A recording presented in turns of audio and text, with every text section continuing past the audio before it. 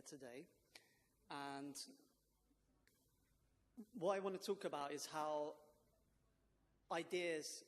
certain ideas about technology have had a very influential role in shaping the kind of tools and software that we use today.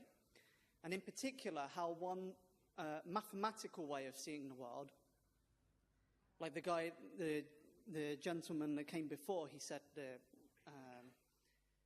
technology is a mathematical construct, but the argument that I would also make is that technology is also a social construct.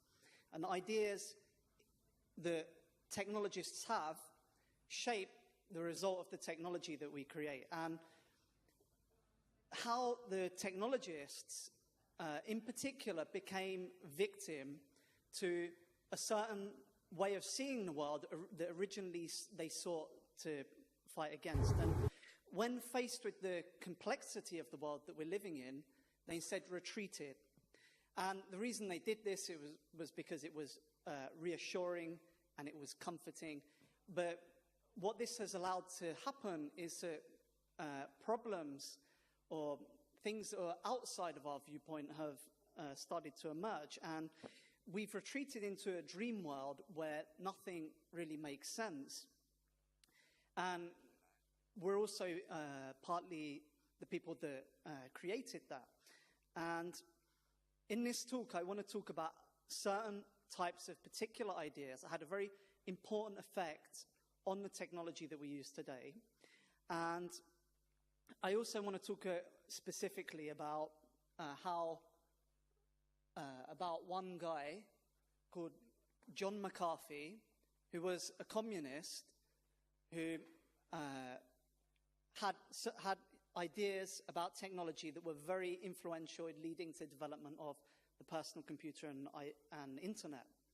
So about who we are a group of revolutionary hackers that believe that the technology world is fragmented, that it's lacking vision and a sense of purpose, that everybody is so concerned with growth and advancement forward, so we've lost sight of where exactly are we heading towards. And in particular, how we apply these techniques or tools of power towards shaping or constructing the society that we want to move towards. And our story actually begins with John McCarthy and the development of artificial intelligence, which after World War II, during World War II, Alan Turing, his lover, his best friend, died, and he became in trying to find meaning or sense for his friend's death, he became fascinated with how human intelligence worked. And he tried to make sense of that through mathematics. And the approach that was pioneered by Alan Turing in artificial intelligence reached the dead end, and the entire field stopped until another guy came along called Donald Mickey, who had also been working, a colleague of Alan Turing's, but was a biologist, and he pioneered a new biological approach to artificial intelligence. And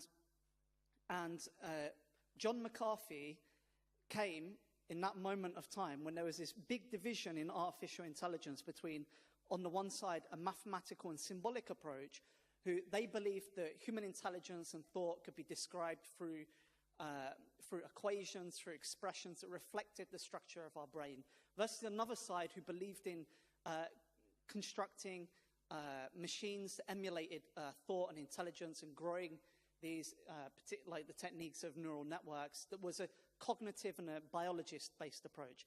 And John McCarthy, his father was a labor organizer, and his mother was very active in the suffragette movement. And they were both members of the Communist Party. And John McCarthy was also a communist. And when he saw that at the time these big, large computers, that when the programmers wanted to develop software on the computers, that they would have to reserve a time on the computer to use the computer to write their software, and maybe they'd misplace a comma, or they'd make a small mistake, and they'd have to make a new appointment 3 days later to be able to use the machine. He thought that wouldn't it be more efficient if they could get immediate feedback, and there was some way of sharing a computer between a group of people. If a computer was like a utility, like electricity, and that was where he developed the idea of computer utility. And that idea inspired his other colleagues at MIT, who started a project called Project Mac. And the head of this lab, Licklider, J.K. Licklider, he actually took this idea even further, and he proposed, what if we developed a intergalactic global computer system, like a space of computing, where people could go into this space and access this power of computing. And Project Mac was the project that later got adopted by, what they actually built was a system, a time-sharing system for computers. And there's actually a quote about it, which was, when they developed this time-sharing computer operating system, one of the great unanticipated discoveries of Project Mac was that when more than one person can use a computer at the same time, those people use the computer to communicate with each other. And that project led to the development of Multics, which led to the development of Unix, which is the basis of all the modern operating systems we use today. And also that project, Project Mac, after the Cuban Missile Crisis, America saw how slow their information systems were to respond to the crisis, and they went to the MIT lab, and John McCarthy, Licklider, said, we have the solution. It's this time-sharing system that will make your communication systems more efficient. And ARPANET ended up funding that system, and the result of that was the internet. So then later, John McCarthy, together with Marvin Minsky, founded the Artificial Intelligence Lab. And at the Artificial Intelligence Lab, they started working with a computer called the Pt.1, and this was the origin of the early hacker movement. And later, John McCarthy took that AI laboratory to Stanford, and that was where a lot of hackers started to come together at these artificial intelligence laboratories to develop not just artificial intelligence, but a whole range of new software for people to be able to communicate, people to be able to form new forms of governance and economic management over the internet. And it was very idealistic spaces that were being created by these early idealistic pioneers of computing.